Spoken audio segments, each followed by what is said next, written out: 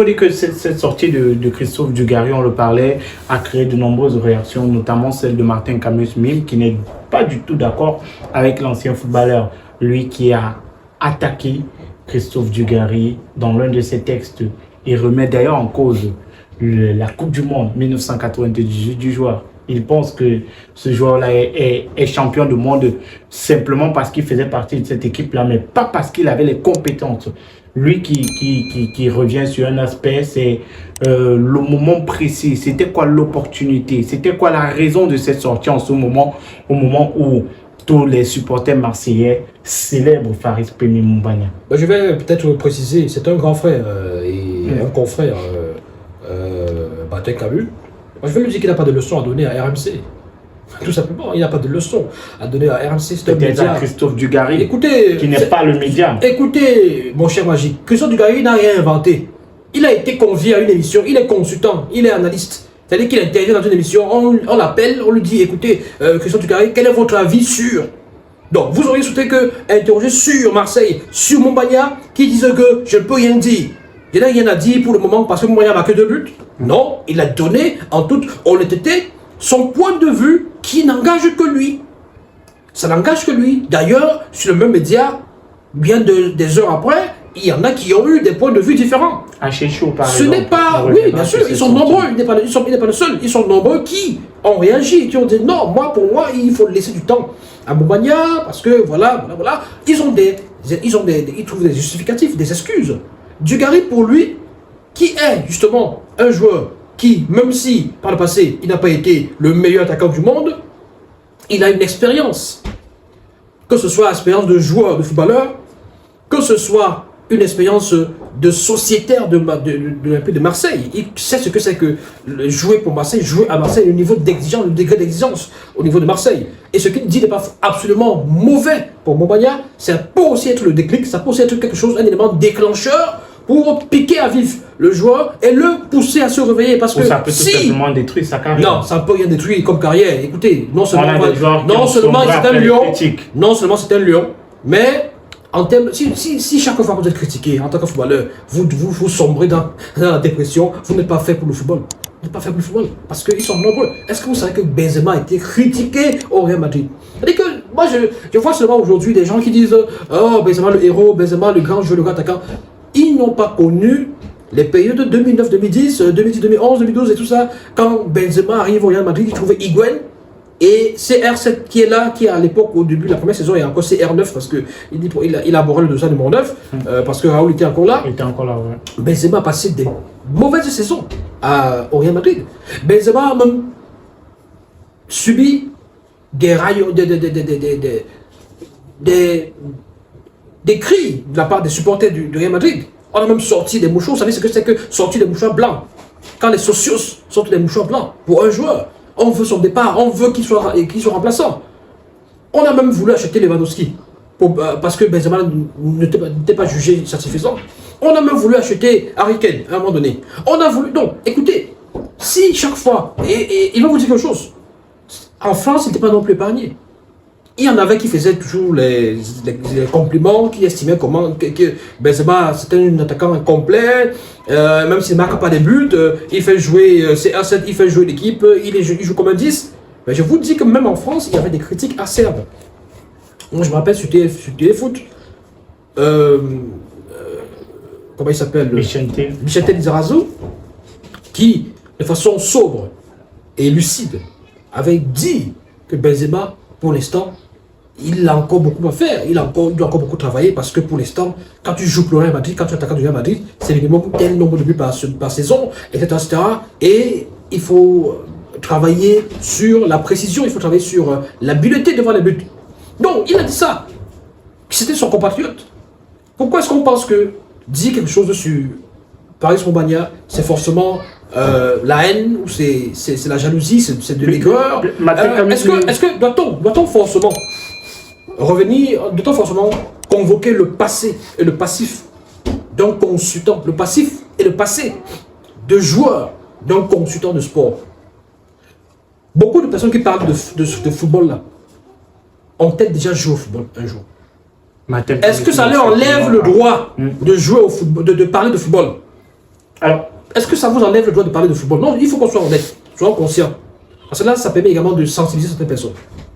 Est-ce que le fait de n'avoir pas joué au football par le passé, n'a pas été footballeur et tout ça, n'a pas fait carrière dans le football, ça vous empêche de commenter le football, de parler de football, d'analyser le football? Martin Kamizmi a pris un exemple dans sa sortie. Il parle de Choupo-Moting qui est au Paris Saint-Germain, qui a énormément été critiqué, et à la fin on s'est rendu compte que c'était un très bon joueur. Non mais écoutez, critiquer pour ce qu'il ne donne pas, critiquer pour ce qu'il rate comme occasion, critiquer pour ce qui pour le ratio. Mais est-ce que derrière c'était pas un acharnement, parce qu'il parle également de ça dans le cas de Farid Moumbagna depuis son arrivée à l'équipe de Marseille.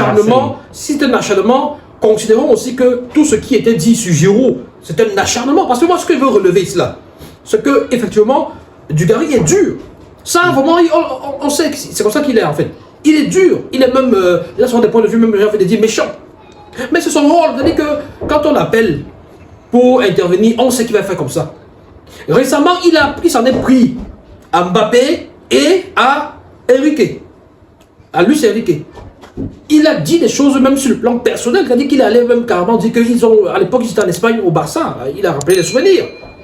Luis Enrique, c'était un monsieur qui était toujours arrogant, qui avait toujours, c'était trop sûr de lui, voilà, c'est un boulard, il en a parlé, il a parlé de Luis Enrique, il s'en est pris à lui, quand ils ont fait le mauvais match, au match aller contre, c'était contre quelle équipe là, en Champions League. En Champions League, oui, contre le Barça. Contre le Barça, voilà. Contre le Barça. Quand ils ont fait ce mauvais match 3-2, et qu'est-ce qu'il n'a pas dit? Même avant ça, qu'est-ce qu'il n'a pas dit? C'est-à-dire qu'avant même que le Paris Saint-Germain fasse un mauvais match contre le Barça au match aller, lui, ça dit qu'il est déjà sur je veux dire, Dugarry déjà sur les choix de Luis Enrique en championnat français était déjà dur. C'est comme ça qu'il est, il est même. C'est-à-dire que quand vous le regardez, vous avez envie de l'arrêter, de le taper, parce que vous avez envie de l'arrêter et fermer sa bouche. Il dit que non, arrête de parler. Tu lui dis qu'il y a des mauvaises choses. Mais monsieur Renaud, aujourd'hui, sur les réseaux sociaux, on a l'impression qu'il y a des personnes qui ne sont pas d'accord et qui critiquent de façon virulente Martin Kamizmi, qui critique sa sortie, parmi lesquelles vous, également, vous n'êtes pas très d'accord avec lui. Est-ce que Martin Kamizmi n'a pas le droit de défendre son compatriote camerounais? Non, écoutez. Parce qu'après, on sait, les médias français sont champions dans la propagande des joueurs français. Non. Les médias français sont champions dans la promotion, la propagande, si vous voulez, oui. Et pas seulement des Français, oui. Ils le font. Beaucoup plus des Français. Écoutez, c'est leur rôle. Ils vont encore surprendre les gens. Parce donc c'est le rôle de Martin Kamizmi également de faire la propagande de Farid Moumbagna. Non, là, c'est pas la propagande. Là, il n'est pas avocat de Farid Moumbagna. Je suis désolé, il n'est pas avocat. J'ai pris un cas de figure sur la toile hier.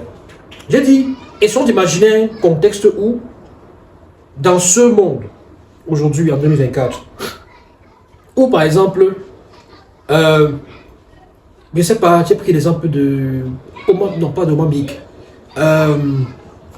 notre frère, notre compatriote consultant, Mokadjo, ancien footballeur, aujourd'hui consultant. Imaginons que Mokadjo, puisqu'il est consultant sur Canal+, il me semble que c'est le cas, sur Canal+, oui, que lui, quand il donne son avis sur un joueur, que nous voyons par exemple Grégoire Maroton, journaliste français de football, de sport, ou des Hervé Matou, ou X ou Y, faire une sortie où il ne contredit pas avec des arguments et avec des exemples et des éléments de preuve, des chiffres, tout ça, la sortie de son confrère, d'accord, ou de son, voilà, ou du consultant, mais où il sort pour rappeler à Mokadjo que Mokadjo n'a jamais été un grand joueur. Martin Kamizmi n'a pas fait que ça. Écoutez, il a rappelé qu'il n'a pas été un grand joueur. J'ai pas terminé. Il a rappelé que Dugarry n'a pas été un bon joueur. Il a même dit que c'est grâce à Zidane. Si vous voulez qu'on entre dans le détail, oui, il faut lire le texte. Je suis d'accord avec ça. Il a même dit, il allait plus loin que ça. Il a même dit que Dugarry a été à la Coupe du Monde 98 grâce à son amitié avec Zidane. Oui. Voilà. Donc c'est pour dire que voilà là où le débat est déplacé et biaisé. C'est-à-dire que je m'attends. Moi, il est dans son rôle quand il veut valoriser son compatriote. C'est-à-dire qu'il est dans son rôle. Mais là où il dépasse son rôle, là où il sort un tout petit peu du cadre normal et de ce rôle, c'est quand il s'attaque de façon personnelle à celui qui fait la remarque, qui fait l'analyse, qui estime que son compatriote n'est pas encore à la hauteur. C'est quand il dit qu'il n'a pas été un grand attaquant lui-même. C'est quand il dit que sa sélection en équipe de France, il la doit à Zidane, son amitié avec Zidane et tout ça. C'est quand il rappelle que son passé de footballeur n'a pas été glorieux. Or, pour répondre à pareille attaque, il faut jouer carte sur table avec des chiffres, des stats, des analyses, démontrer à quel point, démontrer que votre joueur qui vient d'arriver dans ce club doit encore faire un certain temps, mérite un peu plus de patience, etc. etc. Peut-être s'intéresser à d'autres joueurs qui sont également arrivés dans le même contexte, les mêmes circonstances et qui ont eu besoin de s'adapter, démontrer à quel point votre joueur a un problème d'adaptation, le valoriser sans forcément attaquer celui qui a... Moi, je ne suis pas partisan de ces réponses qu'on fait aux gens qui font des analyses en se basant sur leur personne, leur passé. Il fait peut-être cette sortie parce qu'il a l'impression que les consultants français font du deux poids deux mesures. Il a pris l'exemple de Kolo Muani qui n'a pas des débuts très rayonnants avec et qui apprécie Kolo Muani. Mais attendez, personne en France. Non, en France, il faut suivre les médias. Parce que vous devez vous focaliser sur un seul cas. Vous dites que non, nous suivons constamment. Nous suivons les RFI et consorts. On suit ces gens-là, on suit ces gens sur les Bing et voilà. Sur RMC, c'est grave. Vous savez très bien que RMC, déjà, c'est un média qui a sa ligne éditoriale. Ils aiment bien le buzz. Je vous dis que Kolo Muani est détruit. Mbappé qui brille. Mbappé est détruit sur RMC. Vous avez vu les Riolo, vous avez vu... non, c'était Roten. Roten, ils ont détruit Mbappé. Dernièrement, ils ont dit que Mbappé se fout de la gueule des Français. Qui se fout de la gueule des supporters du PSG. Il dit qu'il n'est pas de Roten. Il a reproché à Mbappé le fait que Mbappé marche sur le terrain, il ne fait pas les efforts, on ne voit pas son jeu, on ne voit pas son implication, il n'est pas digne d'être capitaine. Ils sont même allés jusqu'à l'équipe de France. Dit comment face à l'Allemagne, on n'a pas vu Mbappé, il était complètement absent, on n'a pas vu Mbappé c'était contre quelle autre équipe là. Ils en parlent. Mais ce sont des sorties saisonnières. Non, Martin Camille, dans sa sortie, lui il dit que Faris Moumbagna vient l'acharnement depuis son arrivée en France. C'est parce que Faris Moumbagna est arrivé, il faut le dire, il faut dire la vérité. Faris Moumbagna, pour beaucoup de Français, est arrivé comme une sorte d'ovni, objet volant non identifié. Certes, Moumbagna a commencé à briller à Bodo-Glimt. Il a fait une belle saison, il fait une belle partie de saison avec Bodo-Glimt. Et on allait le signer pendant la CAN. Donc les supporters marseillais se sont dit, qui est ce joueur? Et certains médias également, certains journalistes et observateurs ont dit, mais qui est ce joueur? Si on est allé jusqu'à Côte d'Ivoire pour le faire signer pour Marseille et au mercato d'hiver, c'est sûr que c'est un crack, c'est un monstre, il va beaucoup apporter à Marseille. Parce que Marseille, à un moment donné, vous avez vu, Marseille avait aussi pas mal de blessés. Ouais, ils avaient aussi pas mal de blessés à l'attaque. Voilà, les jeunes Sénégalais là, qui apportaient aussi beaucoup à l'attaque marseillaise, ils ne sont pas disponibles depuis un certain temps. Il y a pas mal de blessés aussi au milieu de terrain. Donc du coup, on se dit, non, il va apporter beaucoup apporter à Marseille. Il a joué des matchs où il n'a pas forcément été à son avantage. Pas forcément. Il a été souvent titulaire, il était souvent remplaçant. Donc voilà, il n'a pas beaucoup brillé. C'est sur cette dernier match-ci. Parce qu'il faut quand même dire qu'il avait marqué des buts. Avant ces derniers matchs, il avait marqué 2 buts en tout. Oui, donc là, avec les 2 buts de la semaine, il a fait 4 buts et une passe décisive. Sur les 14 matchs les 13 matchs qu'il a disputés, dont 9 titulaires. Donc, c'est ça en fait qui crée, qui suscite beaucoup d'interrogations et de curiosité. Non, on ne peut pas penser que c'est un acharnement, pas forcément. Sinon, je dirais que Giroud a fait aussi l'objet d'un acharnement contre Dugarry, par rapport à Dugarry. Dugarry n'a pas laissé, je vous dis, chaque fois que vous abordez le sujet équipe de France pour une compétition à venir, Coupe du Monde, Coupe d'Europe, vous allez voir, quand Didier Deschamps va encore communiquer sa liste là, vous allez voir Dugarry, vous allez entendre ce qu'il va dire sur Giroud. Il ne veut plus voir Giroud. Pour lui, Giroud n'est pas l'attaquant. Il a même été caricaturé avec Giroud. Sur un plateau, il a même fait, écoutez, l'attaquant qui de nos jours, l'attaquant, c'est pas le muscle, c'est pas le gabarit, c'est pas venir bousculer, tout ça, c'est limité. Il a dit ça contre Giroud. Alors, si ça avait été un Camerounais ou un Africain, on aurait dit que c'est du racisme. Je vous dis qu'il est dur avec tout le monde. Il ne choisit pas avec qui il va être doux ou pas. Il est dur avec tout le monde. Donc, c'est son défaut, mais c'est son rôle. C'est comme ça que le public français aime le voir faire des sorties. C'est-à-dire que c'est un jeu, en fait. Et c'est ça. Mais est-ce que les médias que vous, comme vous voyez, c'est des... Est-ce que vous pensez que les supporters marseillais sont d'accord avec cette sortie de Christophe Dugarry, surtout après la semaine que Faris Pemi Moubania les a fait vivre? Écoutez, le public est toujours partagé. Parce que pour souvent avoir un aperçu des idées, des opinions des uns et des autres, vous avez les publications. D'ailleurs, on peut voir l'exemple sur nos publications, sur les vidéos, les commentaires. C'est toujours partagé. C'est pareil avec les supporters. Le supporter est un peu versatile. Le supporter, j'ai envie de dire, c'est comme on dit au quartier, c'est, entre guillemets, peut-être vous allez mettre les bips, une bordelle, une prostituée. Le supporter, qui t'a hué pendant 85 minutes, qui t'a hué, qui a sorti des pancartes et des banderoles pour demander qu'on te vende, qu'on te transfère, tu mets un but à la 89e minute, le supporter te prend pour le héros. Il dit que tu es le héros et que tu mérites tous les honneurs. C'est ça le supporter. Donc, le public est toujours divisé comme ça parce que une fois que vous réalisez, entre guillemets, un exploit, j'ai envie de dire qu'un but à lui seul ou deux buts, ça ne résume pas le talent d'un joueur. Je vais vous parler de Chancel Mbemba, qui met des buts, qui met plus de buts à Marseille parfois que certains attaquants. Il est défenseur, il est congolais. Il marque des buts. Sur coup de pied arrêté, tout ça, il marque des buts. Donc, je vais vous parler de Sergio Ramos, qui a marqué des buts plus que beaucoup d'attaquants. Gérard Piqué, pareil, qui a marqué plus de buts que d'attaquants. L'ancien coach néerlandais, là, j'ai oublié son nom, qui a coaché également le Barça. Oui. Et, en tant que défenseur, à l'époque, aux Pays-Bas, l'autre. Il a mis beaucoup de buts. Donc, le problème avec la différence entre les défenseurs qui marquent souvent des buts, ou de temps en temps des buts, et les attaquants, c'est qu'on attend d'un attaquant qu'à chaque match, il marque des buts, certes, mais aussi que sur le plan de la création du jeu, sur le plan du jeu collectif, qu'il apporte beaucoup de choses, ou qu'il démontre beaucoup de choses. Ce qu'on veut voir avec Faris Moubania, sur le plan technique, les appels de balles. Qu'est-ce que ça donne quand il fait des appels de balles? Qu'est-ce que ça donne si on lui met le ballon en profondeur? Qu'est-ce que ça donne quand il joue en déviation? Ça donne quoi si, par exemple, il doit combiner avec tel ou tel?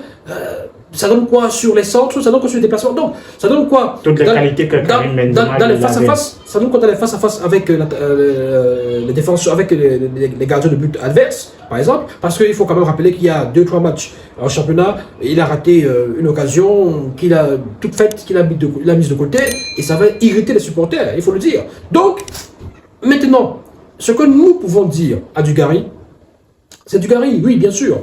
Vous avez été très dur avec Faris Moubania, notre compatriote camerounais, parce que le gars, il vient d'arriver dans votre équipe, déjà il n'est pas titulaire, il n'est pas titulaire régulièrement, il a 5 fois seulement été titularisé, il a quand même réussi à mettre 4 buts, et donc 2 buts capitaux, parce que le but contre Benfica, ça permet justement à Benfica, à Marseille, de jouer les prolongations et gagner le match. Et finalement de se qualifier, parce que s'il n'y a pas ce but, on est pratiquement vers la fin du match, donc voilà, et il n'était pas titulaire, il est entré en cours de jeu. Donc voilà, et puis contre Toulouse, il met ce but qui permet d'égaliser et d'empocher un point et d'espérer encore être européen. Donc voilà, laissez-lui un peu de temps.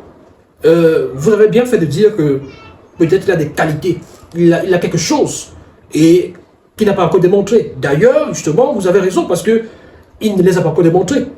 Quand il va vous les démontrer, vous serez vous-même surpris parce que il ne vient pas de nulle part. Donc il faut caresser Dugarry quand moi, je ne suis pas en train de dire qu'il faut caresser Dugarry. Je dis pour répondre à Dugarry, et d'ailleurs, ce n'est même pas à nous de lui répondre. C'est-à-dire qu'arrêter, ce n'est même pas à nous de lui répondre. C'est aux joueurs. Moi, j'ai pris un cas qu'on n'a pas compris. Donc, si Moukandjo dit que Giroud c'est un mauvais joueur, ou on ne sait pas trop que Giroud n'est pas bon.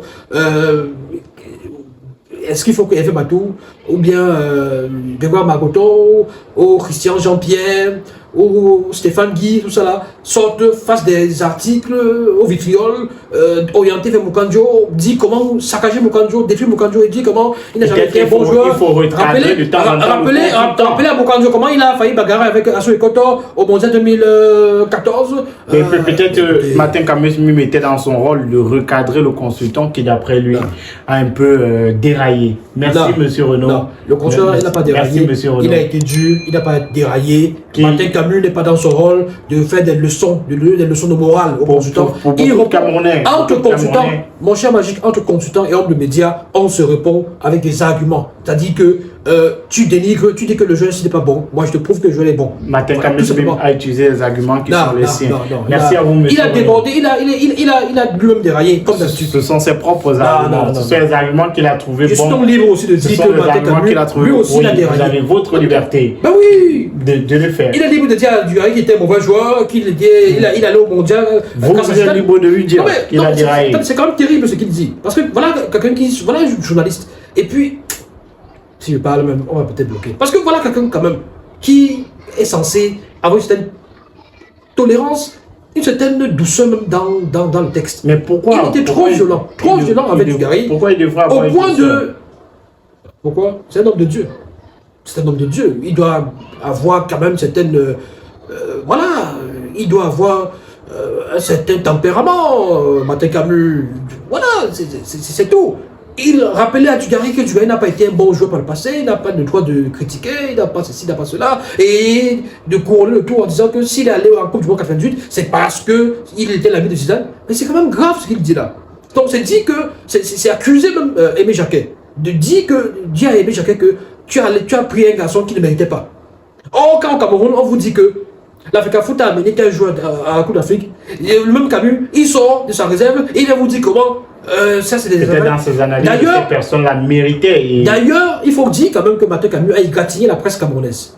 C'est comme ça toujours. C'est-à-dire que chaque fois qu'il va faire une sortie, il faut qu'il fasse ce qu'il a à faire, c'est vrai, mais il ne manque jamais de toucher, d'attaquer les journalistes camerounais, qui sont ses petits frères ou ses confrères, on va dire comme ça. Et il faut quand même rappeler aux autres que nul n'est le père.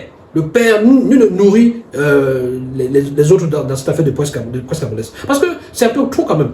Il va égratigner ses confrères, ses jeunes confrères, ses jeunes collègues. Il dit, évidemment, certains Camerounais complices font le relais de ces choses et tout. Non, quand même, Martin. Quand même. Merci, monsieur Renaud. Je vous en prie. Merci à tous d'avoir regardé cette vidéo. Vous avez la possibilité de donner vos propres avis en commentaire, likez la vidéo et surtout, si vous êtes nouveau sur la chaîne, abonnez-vous et cliquez sur la cloche de notification pour ne rien manquer de nos contenus. Merci et à très bientôt.